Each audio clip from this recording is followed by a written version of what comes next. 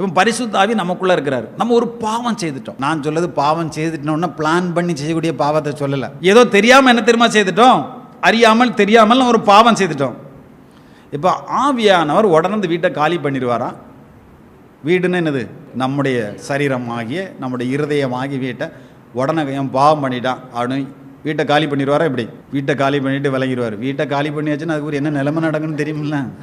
நீ செய்கிற நேரத்தில் அவரை உணர்த்துவார். அதுக்கு தான் நீங்கள் விழிப்பாக இருங்கள். ஜெபத்தில் எப்படி இருங்க? விழிப்பாக இருங்க. பக்தி முயற்சியில் என்னைக்கும் விட்டுறாதீங்க. சபையில் தூங்காதீங்க. ஞாயிற்றுக்கிழமை செய்திகளை கேளுங்க, புதன்கிழமை செய்திகளை கேளுங்க. அனுதினம் வசனத்தை தியானிங்க. சமயம் வாய்த்தாலும் வாய்க்காவிட்டாலும் திருவசனத்தை என்ன செய்ய, மற்றவங்களுக்கு நற்செய்தியை திருவசனத்தை நற்செய்தியை மற்றவங்களுக்கு சொல்லிக்கிட்டே இருங்க. ஆவியில் அனலாக இருங்க. கர்த்தருக்கு ஊழியம் செய்யுங்க. இப்படி இருந்தால் தான் அந்த ஆவியானவர் பேசுறது நமக்கு என்ன தெரியுமா செய்யும், கேட்கும். நம்ம ஞாயிற்றுக்கிழமை பைபிளை இதில் தூக்கிட்டு இப்படி வந்தோம்னாக்கி அது நம்ம கேட்காது.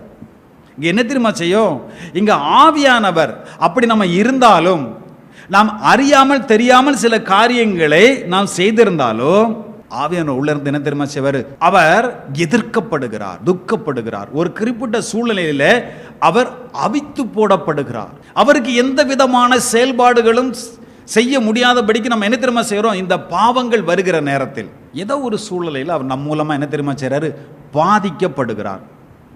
அப்போ பாதிக்கப்பட்ட உடனே இங்கே இவன் வீட்டில் இனி இருந்தால் நமக்கு பிரச்சனை தான், இவன் பேச்சையும் கேட்க மாட்டேக்கான் அப்படின்னு சொல்லிட்டு உடனே அவர் வீடெல்லாம் என்ன செய்கிறது கிடையாது தெரியுமா, வெளியேறுவதில்லை.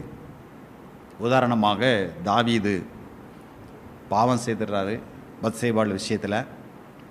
அந்த பாவம் செய்து விட்டு சங்கீதம் 51 அவர் சொல்லுகிறார். 51:11 சொல்லார், உம்முடைய பரிசுத்த ஆவியை திரும்பவும் எனக்கு தாங்க அப்படின்னு கேட்டார்.